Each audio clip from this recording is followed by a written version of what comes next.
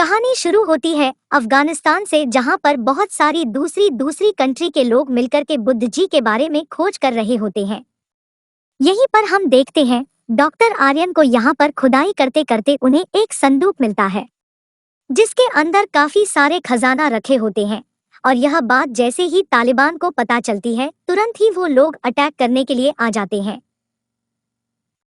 अब आर्यन इस बॉक्स को छोड़ता नहीं है। वो अपने पाकिस्तानी फ्रेंड के साथ इस बॉक्स को लेकर के भागने लगता है और ऐसे करते करते ये लोग गलती से मिट्टी के एक ऐसी सुरंग में गिर जाते हैं जहां पर अंदर बुद्ध जी की बहुत बड़ी सी मूर्ति होती है जो कि सोए हुए होते हैं। आगे मीडिया में सारी न्यूज को काफी अच्छा कवरेज मिलता है और डॉक्टर आर्यन काफी फेमस हो जाता है। इसके बाद जब इंटरव्यू चल रहा होता है, तब एक मीडिया का आदमी उससे एक क्वेश्चन पूछता है जो कि धर्म से रिलेटेड होता है। और यहाँ पर क्योंकि डॉक्टर आर्यन एक नास्तिक है, तो वह यहाँ पर ऐसा बोल देता है कि उस किसी भी धर्म जैसी चीजों को नहीं मानता है और वो इस चीज को तो बिल्कुल भी नहीं मानता है जिसका उसके पास कोई भी प्रूफ ना हो। और यही सारी बातें न्यूज में छप जाती है और उसे बहुत गालियां पड़ती है। अब क्योंकि इस खजाने को ढूंढने में डॉक्टर आर्यन का भी हाथ था, तो इंडिया को 50% खजाना दे दिया जाता है और डॉक्टर आर्यन वापस दिल्ली आ जाता है। यहाँ पर वो दिल्ली में अपनी वाइफ के साथ में रहता है और उसका एक छोटा बेटा भी होता है। अब सीन में यहाँ पर तमिलनाडु को देखते हैं, जहाँ पर राम सेतु होता है और यहाँ पर गवर्नमेंट राम सेतु को तोड़ना चाहती है ताकि वो यहाँ पर अपने वाटर बिजनेस के लिए अपने समुद्र के रास्ते को छोटा कर सके, ताकि उनके जो शिप हो वो आसानी आ जा सके। पर इस पूरे प्रोजेक्ट में इन्वेस्टमेंट कर रहा होता है एक बहुत बड़ी कंपनी का ओनर। इस कंपनी के पास में बहुत बड़ी शिप होती है और इसीलिए वह इसमें इन्वेस्ट कर रहा होता है और यह सारा प्लान उसी का है। वो अपने प्रॉफिट के लिए राम सेतु को तोड़ना चाहता है और वहां पर कंस्ट्रक्शन करना चाहता है, पर नॉर्मल पब्लिक इन सब के अगेंस्ट होती है क्योंकि उनके लिए राम सेतु उनकी आस्था से जुड़ा हुआ है और इसी बात को लेकर के प्रोटेस्ट चल रहे होते हैं। अब यहाँ पर गवर्नमेंट ऐसा निर्णय करती है कि वो लोग यह प्रूफ करेंगे कि राम सेतु नेचुरली बना है, वो बिल्कुल भी इंसान द्वारा निर्मित नहीं है। और इसके लिए वो डॉक्टर आर्यन का चुनाव करते हैं क्योंकि डॉक्टर आर्यन एक नास्तिक है। अगर कोई आस्तिक इंसान का चुनाव करेंगे तो वह तो जरूर यह प्रूफ करने में लग जाएगा कि राम सेतु को राम जी ने बनवाया था। अब आर्यन पहले तो इसके लिए मना करता है, पर अपने सीनियर के बोलने पर वो मान जाता है, पर एक रिपोर्ट तैयार करके दे देता है। इस रिपोर्ट में ऐसा दिया गया होता है जो भी रामायण और रामचरितमानस ये हिस्ट्री नहीं है। और यह बातें सुनकर के बहुत सारी पब्लिक काफी ज्यादा नाराज हो जाती है। गवर्नमेंट इस सबसे पीछा छुड़ाने के लिए सारा इल्जाम डाल देती है आर्यन के ऊपर, उसे कुछ वक्त के लिए सस्पेंड कर देती है। पर इसके बाद वो इन्वेस्टर आर्यन को बुलाता है और उससे एक नया प्रोजेक्ट देता है। वो कहता है कि इसे सारी फैसिलिटीज देगा और उसे राम सेतु के ऊपर रिसर्च करना है और यह प्रूफ कर देना है सारे एविडेंस के सामने कि राम सेतु नेचुरली बना हुआ है। आर्यन पहले तो इसके लिए मना करता है, पर जब यह देखता है कि लोगों के बीच में उसके लिए हेट बहुत ज्यादा है क्योंकि लोग उसका मुंह काला करके जा रहे होते हैं, तो फाइनली मान जाता है। अब यहाँ से वो जाता है रामेश्वरम, जहाँ पर एक बहुत बड़ी शिप उसे काफी सारे हाईटेक डिवाइसेस दिए जाते हैं और एक बहुत बड़ी टीम दी जाती है। इसी टीम में 2 लोग और होते हैं, गाब्रिएले और सैंड्रा, और यह शिप इंडियन ओशियन में होता है। पर इस प्रोजेक्ट का जो मैनेजर होता है उसका नाम होता है प्रवीण। यहाँ पर उनकी टीम ने पहले से ही सोनार सिस्टम के हेल्प से एक 3D डिजाइन तैयार किया होता है कि पानी के अंदर दबा हुआ राम सेतु कैसा दिखता होगा। असल में क्योंकि ये सेतु तो काफी हजारों सालों पुराना है, तो पानी के काफी ज्यादा नीचे जा चुका है, मतलब कि पानी का लेवल बहुत ऊपर आ गया है। अब आर्यन यहाँ पर यह बताता है कि वाल्मीकि जी के रामायण में बहुत सारे ऐसे ग्रह नक्षत्र दिए हुए हैं जिनसे यह पता चलता है कि राम का जन्म कब हुआ था, और उसका टाइम निकाले तो वह 7000 साल पुराना है। तो अगर वह लोग यह प्रूफ करते हैं कि राम सेतु 7000 साल से भी पहले बनाए, तो यह प्रूफ हो जाएगा कि उसे राम जी ने नहीं बनवाया है। यही इनका प्लान होता है। अब यह पूरा करने के लिए उन्हें कार्बन डेटिंग करनी पड़ेगी। उसके लिए उन्हें चाहिए कि राम सेतु का कोई हिस्सा उनके पास में हो। तो अब यहाँ पर आर्यन पानी के अंदर जाता है, एक सूट को पहन करके के और राम सेतु का एक छोटा सा टुकड़ा लेकर के आ जाता है। इस टुकड़े की कार्बन डेटिंग कर ली जाती है तो यह पता चलता है कि 18,000 साल पुराना है। पर अब यहाँ पर आर्यन यह बोलता है कि सिर्फ इतना छोटा सा प्रूफ काफी नहीं होगा, उन्हें एक प्रॉपर पत्थर लाना होगा, वह पत्थर जिससे कि जोड़कर करके के राम सेतु बना होगा। तो अब आर्यन दोबारा से अपनी टीम के साथ में पानी के अंदर जाता है। उसे एक पत्थर दिख भी जाता है, लेकिन यह पत्थर लंगन वाटर के एरिया में आता है तो वो यहाँ पर जा नहीं सकता। ये सारी बातों से प्रवीण बताता है, लेकिन वह प्रवीण की नहीं सुनता है और इस तरफ को जाने लगता है। प्रवीण मशीन को ऑफ कर देता है, पर इसके बाद भी वो सूट को उतार करके ऐसे ही चला जाता है और पत्थर को लेकर के वापस आ जाता है। अब वो लोग इस पत्थर के ऊपर स्टडी करने लगते हैं और यह पता चलता है कि पत्थर 7,000 साल पुराना है। तो मतलब कि पत्थर राम के पीरियड का है, पर इसे यह प्रूफ हो रहा था कि राम जी की पूरी स्टोरी सच है और राम सेतु उन्होंने बनवाया था। पर क्योंकि वह इन्वेस्टर ऐसा नहीं चाहता है तो अब वो इस रिपोर्ट को दबाना चाहता है। पर फिर भी वो सामने से आर्यन को ऐसा बोलता है कि तुम उसके ऊपर और काम करो, पर पीछे से वह आर्यन को मारने का प्लान बनाता है। तो अब आर्यन का प्लान होता है कि वह थोड़ी सी और रिसर्च करने के लिए पानी के अंदर जाएगा, जिसके लिए वो सबमरीन का यूज करता है। इस सबमरीन में उसके साथ में होती है गाब्रिएला और सैंड्रा, ये तीनों यहाँ पर पानी के अंदर चले जाते हैं। सबमरीन में जहाँ पर सबमरीन पहले से ही खराब करके रखी गई होती है, गाब्रिएला को यहाँ पर प्रवीण के ऊपर शक होता है तो वो उस पत्थर को अपने बैग में रख करके लाई होती है। पानी के अंदर जाते ही मशीन खराब हो जाती है और प्रवीण को लगता है कि ये लोग डेथ हो गई, लेकिन ये लोग जैसे तैसे कर करके पानी के ऊपर चले जाते हैं। वहां पर दूर से एक बोट डाली होती है और उन्हें बोट से हेल्प मिलती है और फाइनली वो लोग बोट के ऊपर चढ़ जाता है।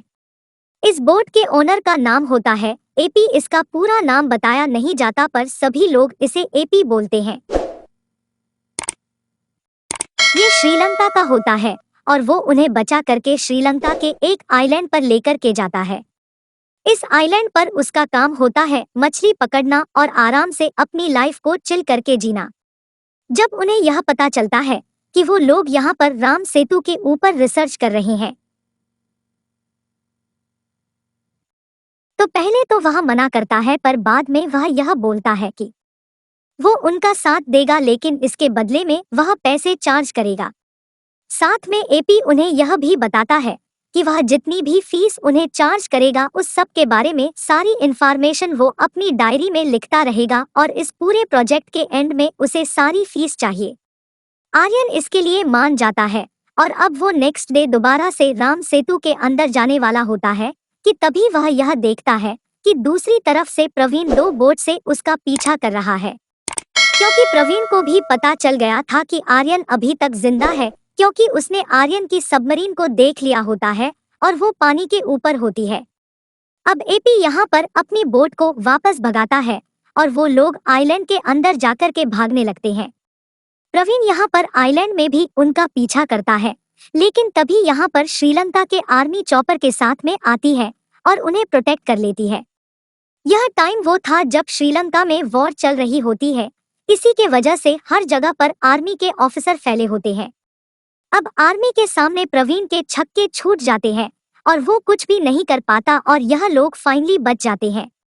पर चॉपर के अंदर जाने के बाद भी आर्यन पागल हो गया था। वह दोबारा से बोलता है कि उसे दोबारा से राम सेतु के पास में जाना है कि तभी वहां पर पीछे से प्रवीण एक बुलेट फायर करता है, पर वह सीधे लगती है गाब्रिएले को और गाब्रिएले की वहीं पर डेथ हो जाती है और इस झटके की वजह से थोड़ी देर के लिए आर्यन भी शांत हो जाता है। अब नेक्स्ट सीन में वो कॉल करके अपनी वाइफ से बात करता है। तब उसे यह पता चलता है कि दिल्ली में ऐसा बता दिया गया कि उनका प्रोजेक्ट कंप्लीट हो गया और राम सेतु 18,000 साल पुराना है। उसी के बेसिस फिर एक हियरिंग और बची है और इसके बाद कंस्ट्रक्शन स्टार्ट हो जाएगा, लेकिन आर्यन इस सारी चीजों को एंड करना चाहता है। अपनी रिसर्च को कंप्लीट करके यहाँ पर वह अपनी वाइफ को यह भी बताता है कि उनसे गलती से पत्थर खो गया है। अगर पत्थर मिल गया होता है तो वो उसे प्रूफ कर सकते थे। ये पत्थर राम जी के पीरियड का है, पर अब वो यहाँ पर रावण के एक मंदिर को देखता है और यह सोचते हैं कि रामायण रावण के बिना तो अधूरी है।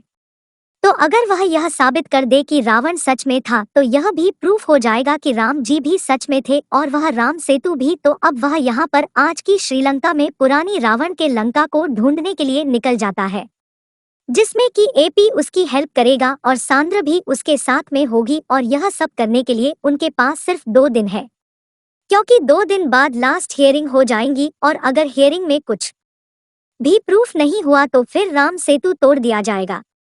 यहाँ पर पेपर्स में ऐसा प्रिंट हो जाता है कि वो दोनों वांटेड है, मतलब कि आर्यन और सांद्र, और इसी बात से कुछ लोग उनका पीछा करने लगते हैं, जिनसे कि बच करके भाग करके जैसे तैसे निकल जाते हैं।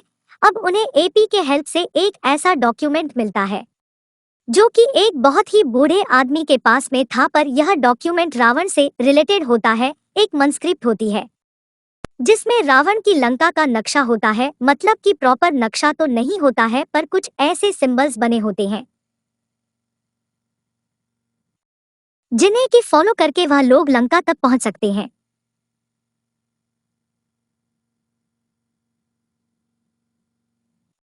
इसमें अशोक वाटिका, एक क्रोकोडाइल और रावण फॉल्स जैसी चीजों के सिंबल्स बने होते हैं।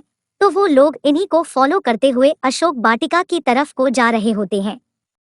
लेकिन तभी यहाँ पर आर्यन बीच में यह सोचता है कि उन्हें रावण पॉल की तरफ जाना चाहिए, क्योंकि इसमें क्रोकोडाइल की भी फोटो बनी हुई है और जहाँ पर पानी होगा वहाँ पर मगरमच्छ तो मिल जाएगा। तो वो लोग रावण पॉल में जाते हैं, जहाँ पर उन्हें बोट में बैठे बैठे मगरमच्छ भी दिख जाता है। मगरमच्छ का पीछा करते करते वो लोग एक ऐसी चट्टान के पास में पहुंच जाते हैं जिसकी पानी में परछाई बिल्कुल क्रोकोडाइल से मैच करती है, और इसके बाद वो तीनों ही पानी के अंदर चले जाते हैं, जहां पर क्रोकोडाइल का पीछा करते करते फाइनली उन्हें एक टनल मिल जाती है।